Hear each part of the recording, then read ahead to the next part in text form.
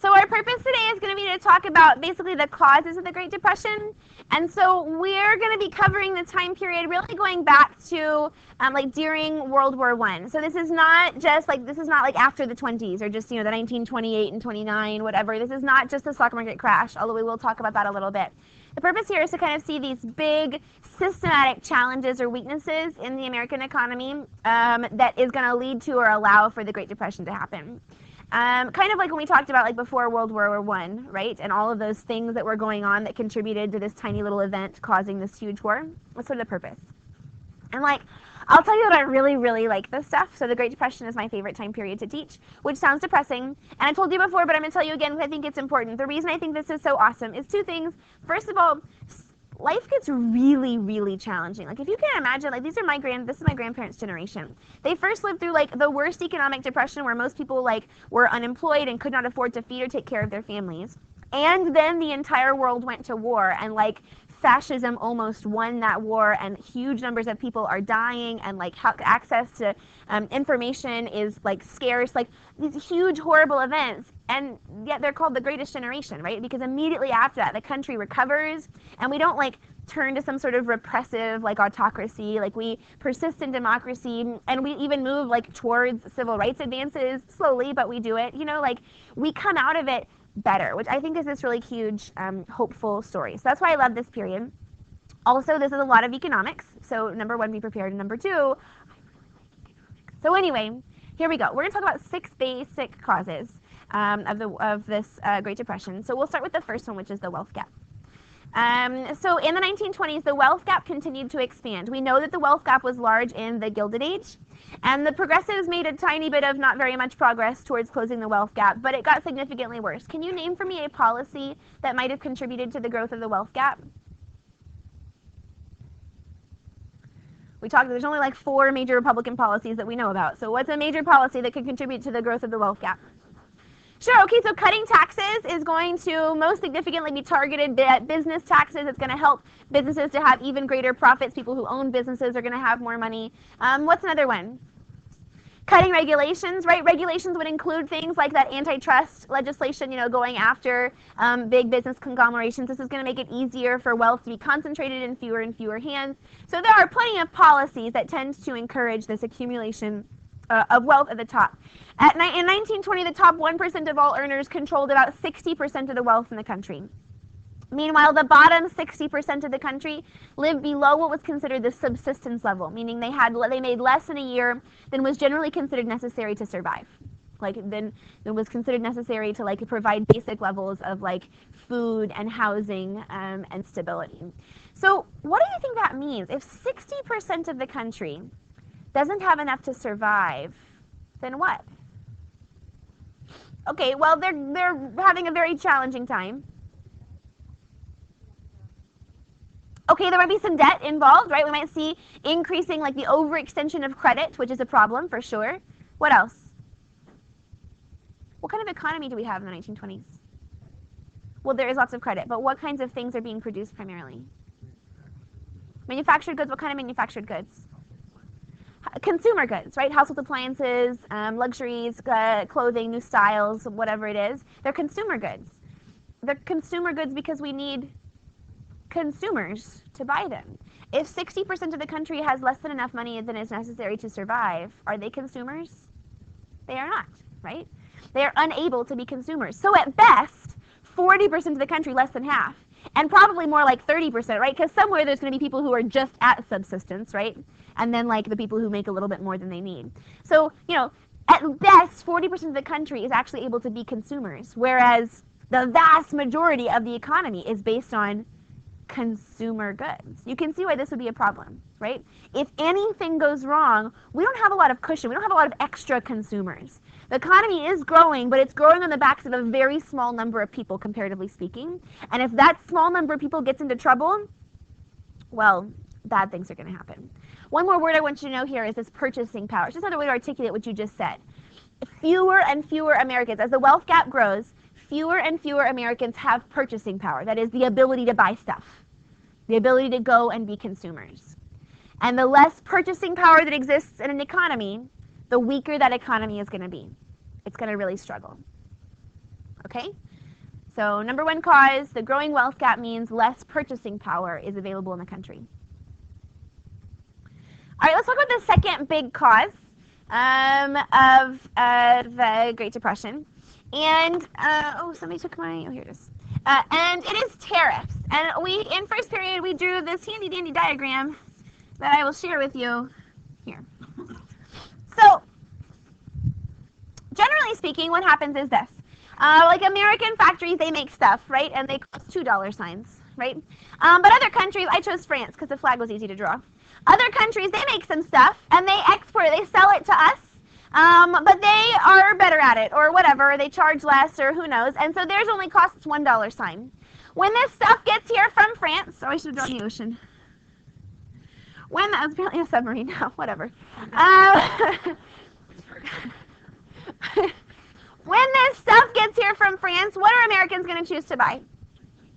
The cheaper stuff, right? We're going to buy the French products because it's cheaper. So what does the United States government do? Well, we enact a tariff. Like, they give me the name of a tariff? No, that's the 1890s. Come on, y'all. 1920s. The Ford-McCumber tariff. Of course you knew that. So then we're going to pass things like the Ford-McCumber tariff. And what does the tariff do? Well, now, for this, right, so a tariff is a tax on imports. It's a tax on these imported goods. So to get these imported goods into the country, they're going to have to pay, or the consumers are going to have to pay for an additional tax. So now, these French goods get into the market, and now they cost $3 signs. Which ones are Americans going to choose to buy? They're going to buy the cheaper ones, well, the comparatively cheaper ones, right? They're still going to be paying more. They're going to buy those American goods. Here's the problem. Back up before the wall was here, or the tariff was here. We're buying those French goods. We're buying those French goods. That means we're sending American dollars back to French businesses. French businesses pay taxes, so the French government gets money. What does the French government do with that money? Remember the whole Dawes Plan thing? What is the whole Dawes Plan thing? They're going to, right, but so this part of it, that they're repaying the loans that we made to them during World War I, right? So when we buy French products, the French businesses make money. That profit allows for tax revenue. The taxes are what is it the French government's using to help pay back for the loans from World War I. Everybody's with me? Because they're bad at economics. I don't know. I mean, there's slightly more complicated reasons than that, but it's protectionism, and they just didn't think that far ahead. I mean, like, it's easy for us to be like, hello, we can draw a very simple diagram, this should be obvious, but, you know, I mean, we have hindsight, so there's that. Okay, so when we stop buying those French goods, we stop sending money into the pockets of French businesses, which means that they're not really able to pay their taxes, which means that it's going to be much harder for them to repay those loans. So one problem with tariffs is it's going to hurt American banks. American banks are going to be struggling to get their loans paid back from these like foreign governments. Phrased another way, foreign countries are going to have a harder time getting enough money to pay us back if we don't buy their stuff. Okay, that's the first problem with tariffs. But the second problem of tariffs is one you already know. We talked about it way back when we did the nullification crisis, remember? And why was the South so angry about these tariffs? Yes, it raises prices. Everyone pays higher prices. But the South was particularly mad because they relied on exports. And generally when we enact a tariff, other countries enact, what do we call those? Retaliatory tariffs, right? So the second big problem with tariffs is that they're going to inspire retaliatory tariffs. So here's the deal. We don't buy stuff from other countries, but then they enact a tariff, and what do? Now they're not buying our stuff. Oh, wait a minute. What kind of economy do we have? A consumer economy. What did we need? Consumers. And now that there are these retaliatory tariffs, do we have more consumers or less consumers? Well, fewer is the grammatically correct answer. But anyway, right, we have fewer consumers. At this point, that is a problem. It's gonna make it harder, make it weaker for these American manufacturers to get their goods sold. All right, so problem number 2 is tariffs. Everybody's with me? All right, problem number 3 is stock market speculation. Stock market speculation. So we're getting into the stock market crash a little bit here. But first, let's talk about just sort of the basics of how the stock market works. So what does it mean if you buy stock in a company?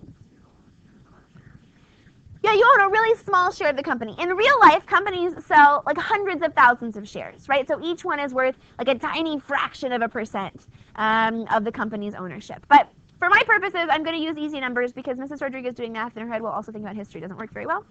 So we're going to say that I'm going to start a publicly traded company. I'm going to sell cupcakes.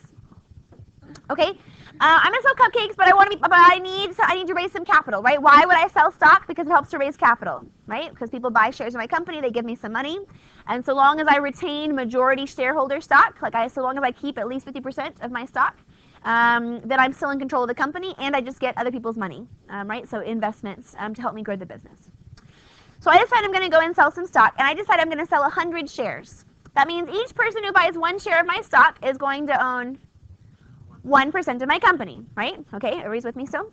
So how do I figure out how much the stock is going to cost?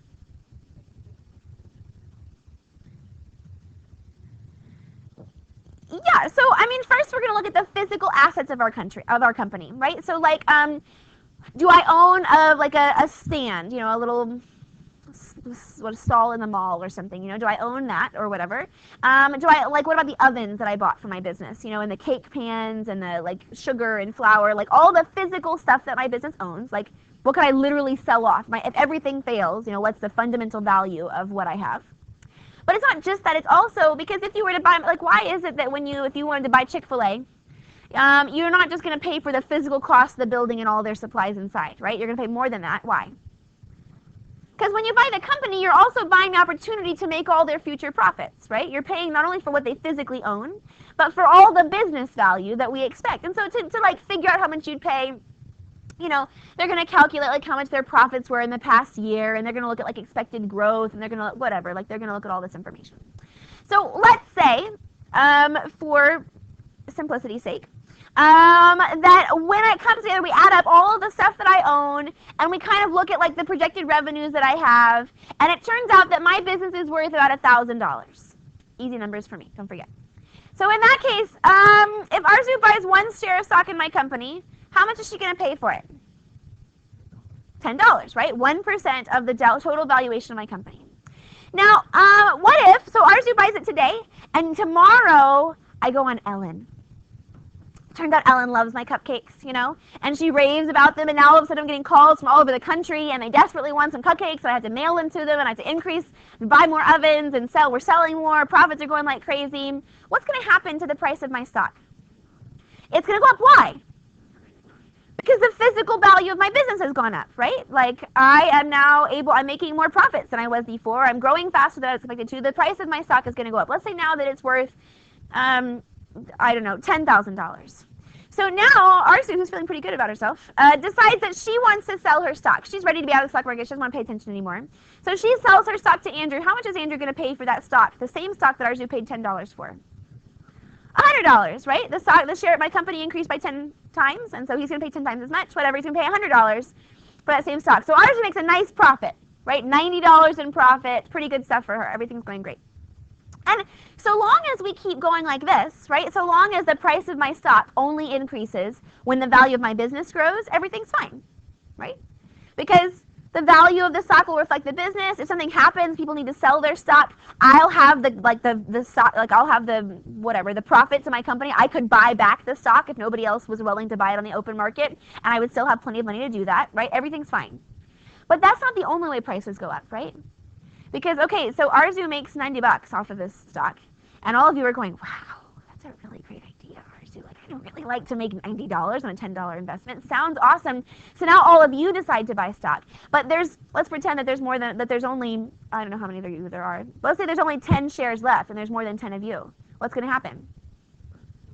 You're going to bid up the price of that stock, right? Did the value of my company change? No. But because you're all excited about it, and you all want to buy of stock in this company, then you're going to bid up the price of the stock. So now, maybe instead of paying $100, some of you are going to pay $200 or $300. Is my company worth whatever 100 times $200 or $300 is? No, it's not. It hasn't grown that fast. It's grown. It's a good company. But through no fault of my own, you guys are super excited about my cupcakes. You decide that you have bid at the price. So if something happens, say, I don't know, bank failures or something, and all of a sudden you need your money back now, and all of you who paid $200 and $300 a share of stock to try to sell at the same time, will you be able to get $200 and $300 back? No. You won't, because my company literally isn't worth that much. And if we're all panicking, if we're all selling, is someone going to be willing to pay more than my company is actually worth to get the stock from you? No. So now you're going to lose money, right? And that's going to be a problem. So stock market speculation, we're not to the stock market crash yet. That is coming. But speculation is the problem, because if the stock market had been run by a whole bunch of like calm, reasonable, well-educated, like, people who are making very careful, like judicious decisions, then the idea of a stock market crash would not have been a problem. Because the worst that could happen is that businesses lose extra capital. They can't expand as fast, but they still are inherently valuable, right? But when we see speculation, when people begin to just say, oh, I want to buy that for whatever it costs because I know I can make a profit, that's the problem.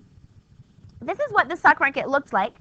So stock indexes are roughly the idea of like the value of all the stock on that index. So all the different stocks being sold by this organization, they kind of keep like a tally of what their value is, and they like index that. And so like when you see stock market like a graph, it's looking at like the total value of the market over time.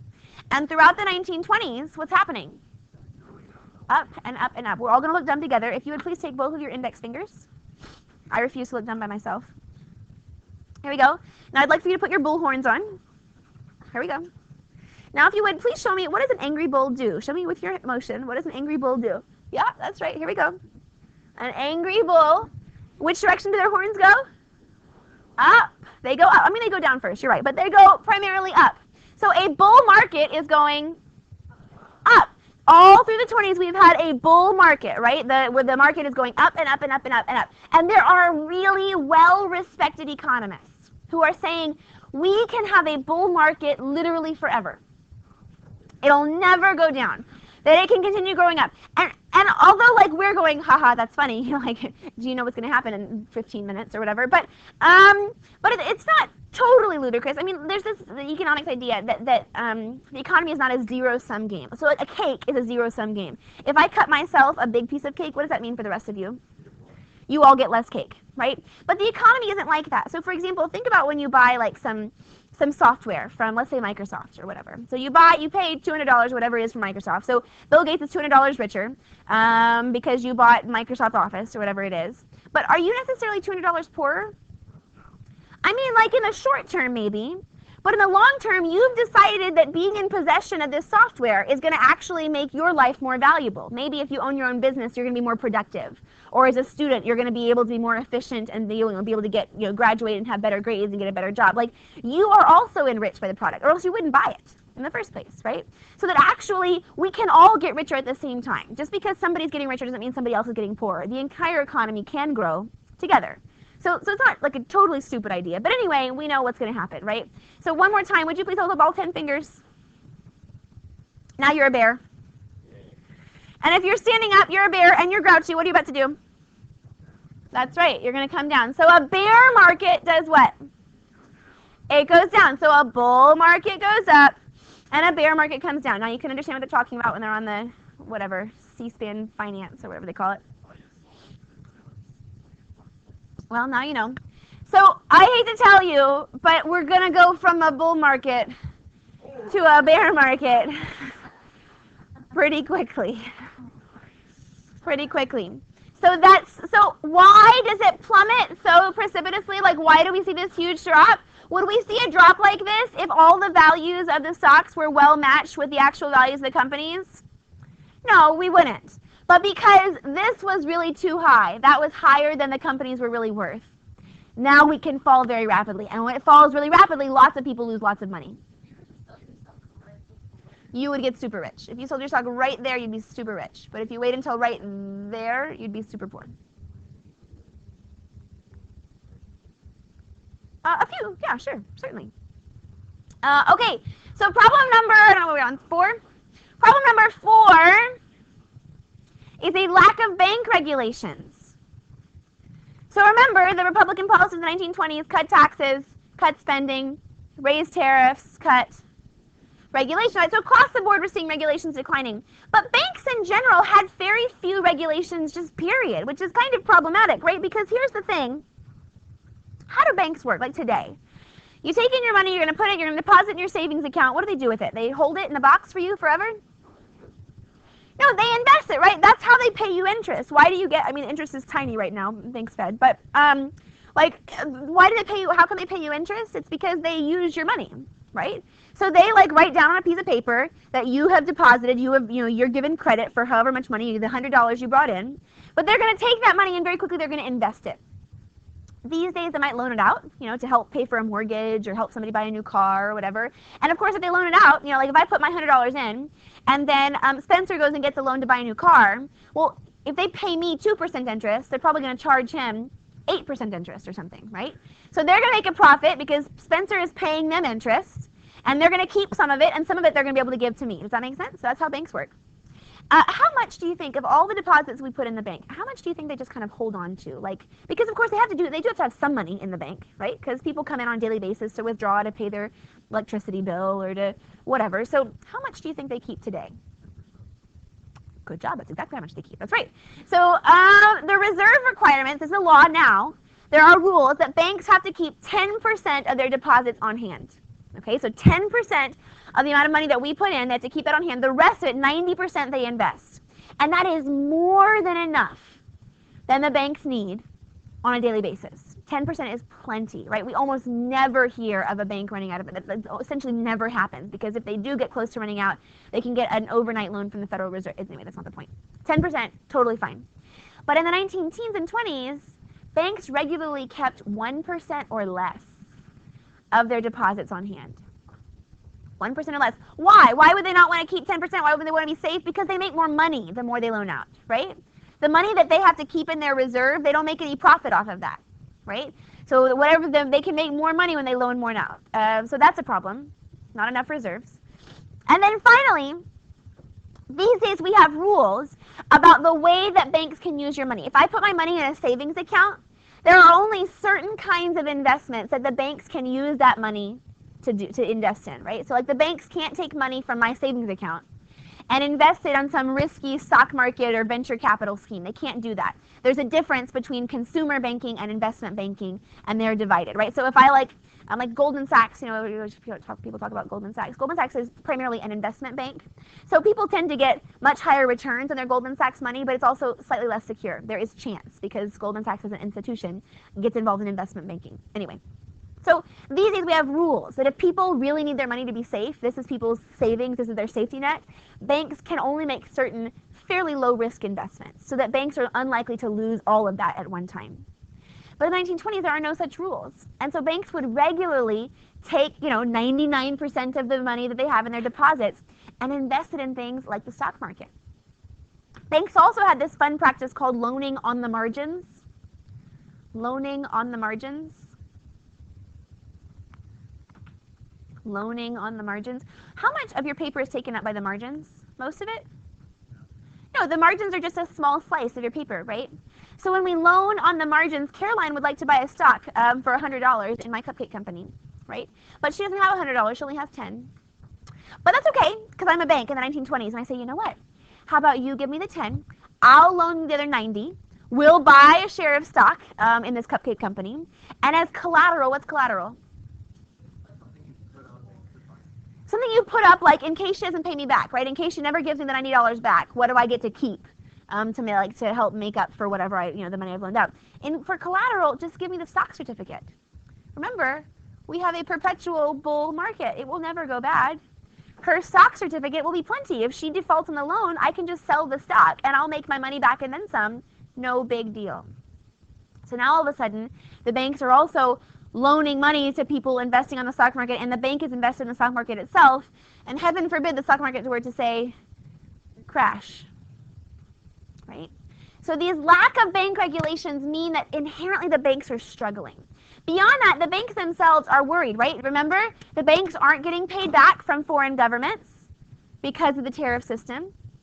Lots of people are buying on credit, but we see a significant wealth gap. So many people who are buying on credit are having a hard time paying it back. So we see all the banks are really in a tough spot. It's no wonder that the banks are going to be one of the first places that have a problem. Okay, so the fifth big factor that causes or that leads to the Great Depression is something called market saturation. What does it mean if a sponge is saturated? Totally full. Can it hold any more water? It cannot. Okay, so market saturation, let's talk about it this way. How many of you own, I don't know, like 3 washing machines? Anybody have 3 washing machines in your house? No, but that's kind of the point. 3. How many? 2. You got to have at least 2 washing machines? A couple of you? Good. Lots of laundry? No? All right, good. But most of you own how many washing machines? 1. Why? Because how many washing machines do you need to wash your clothes? Probably just 1. Or, you know, lots of laundry might equal 2. Sometimes I feel like all I ever do is laundry. But anyway, here's the thing. When only 30 to 40% of the country can buy stuff, what happens whenever all 30 or 40% of the country have bought a washing machine?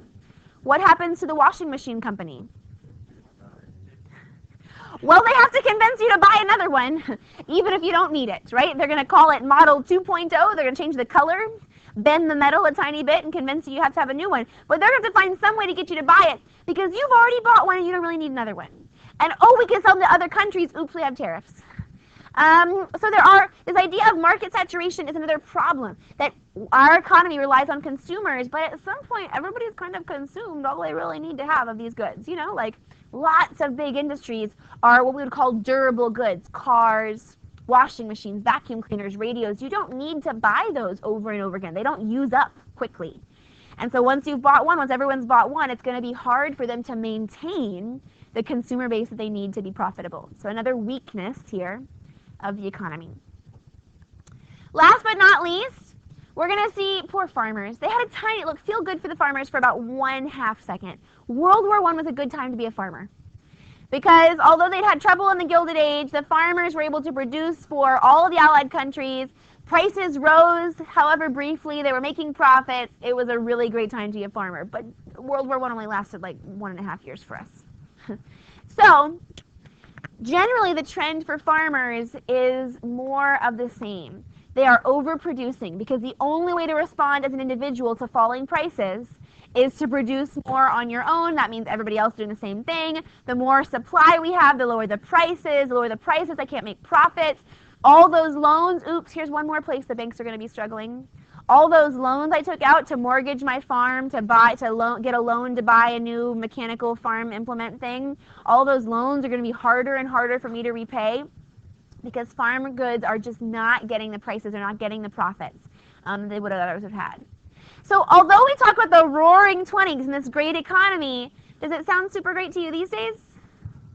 There are lots of weaknesses, right? It's not that it wasn't booming. We do see really significant economic growth throughout the 1920s. But there are lots of weaknesses. It's not going to take much. It's like a giant house of cards, you know? Like, it looks really cool, and it's super impressive, but it was not going to take much at all to turn that into a really big problem. One more problem we want to consider that begins, so the Great Depression itself is going to sort of officially start in 1929 when the stock market crashes. But the Dust Bowl itself is going to begin a little bit in the 20s and really pick up in 1932 and 1933. And you've read about this. You're reading The Grapes of Wrath, right? It's like an ecological and climate-like phenomenon. People have over-farmed the Midwest, back to this idea of overproduction. If we break through all that sod with our steel plows, what's the result? The sod we used to hold down the dirt. Now does it hold down the dirt anymore? No, and if we are overusing the land and depriving it of nutrients, it's also less drought resistant, which means that what should be nice, good soil, which tends to be sort of moist and like hardier and not as well easily blown around, is now literally just dirt, right? Nutrientless, which turns into dust in the wind very quickly. And so now agriculture is going to have yet another problem to go along with it. You know about sort of the migration towards lots of places, but particularly California. The story that you're reading is going to sort of tell the story of these Okies who move that direction. So we've got all of that going on as well. Okay, in 1924, the spark is going to begin. It actually begins overseas in England, some commodity market, I don't remember now, coffee beans or or iron, or it doesn't matter. Anyway, some commodity market is going to struggle, right? There's all of a sudden, like, people thought that it was worth a lot, and then, like, they have a problem and they can't sell enough, and the price falls. So then smart investors, they look at that and they go, you know, we might have problems like that here in the US too. Let's sell now while the prices are high, like you suggested. We'll get wealthy. You know, we'll get back invested in later. We'll keep watching. But not everyone in the stock market was smart and well educated, were they? Many of them were in it because the economists told us it was a bull market forever, never going to fail. We didn't know what we were doing. We just bought because they told us we would make money and it sounds good. So now all of a sudden we see the smart people selling, and what do? Sell, and we don't know what we're doing. We sell even good stock. So now all of a sudden even good companies who aren't struggling are seeing this huge absolute catastrophe with their stock prices. They're losing capital. They're unable to pay off all the stock that's being turned into them. It really just turns into this crisis. Now, like 12 hours in, JP Morgan and a whole bunch of his finance buddies, they try to stop the crisis. They understand that this is cataclysmic, and they literally invest millions of their own personal dollars to buoy the stock market back up again. It works for about 1 day. And then this sort of general sense of panic, people are confused, they don't really know what's going on, there's instability, the banks begin to struggle a little bit because, you know, in the panic of 1 day, people rush to the bank to get their money back, and the banks can't do it, whatever it is. The stock market crashes again. So there's really like 2 separate crashes, but all kind of boil down together for this black whatever day. There's the multiples, Tuesday and Friday. Anyway, just this big crash. This happens in 1929. And very quickly, we're going to see this sort of like ripple effect on the economy. So people who are sad about the stock market, even people who didn't invest in the stock market, because at its peak, probably only between 20 and 30% of Americans were invested in the stock market itself. But if I see 20% of the country very publicly losing their money, front page headlines telling me that the stock market's crashing and people are out of money and people are jumping from buildings and whatever, then even if I'm not in the stock market, I might want to get my money just to be safe, you know? So I go to the bank and I demand my money, but did they keep enough on reserve? No. And what happened to all the money they invested in the stock market? The bank lost that money too. They can't pay me back, right? Now we see these runs on the banks. The banks are forced to close. They cannot pay back their investors. People put their money in the bank. They cannot pay them back. This is one of, I think, the most sort of poignant cartoons of the era. It's this guy, victim of bank failure, and the squirrel says, why didn't you save some money for the future when times were good? You know, this idea like people should plan for economic hardship. They should have sort of some savings tucked away. And the bank failure guy says, I did.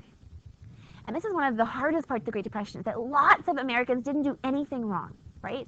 Sure, there were some who were foolishly investing in the stock market. They were, you know, playing with whatever. Most Americans weren't doing that.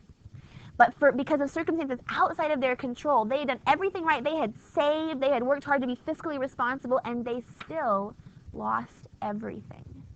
And this is really psychologically damaging for a lot of people. The Great Depression isn't just economic. It's also very psychologically challenging. How do you recover from this idea? How do you ever build confidence again? If I've lost all my money, even a couple of years from now when I make some money back, how do I ever feel secure enough to put it in a bank? And if the banks don't get any money, how do they invest in companies? How do companies grow?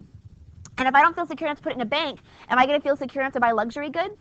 So then how does the economy ever get started again, right? Where businesses can produce and make profits by selling things to us. You can see the psychological elements of the Great Depression are just as problematic as these like structural elements that are going on. People are afraid.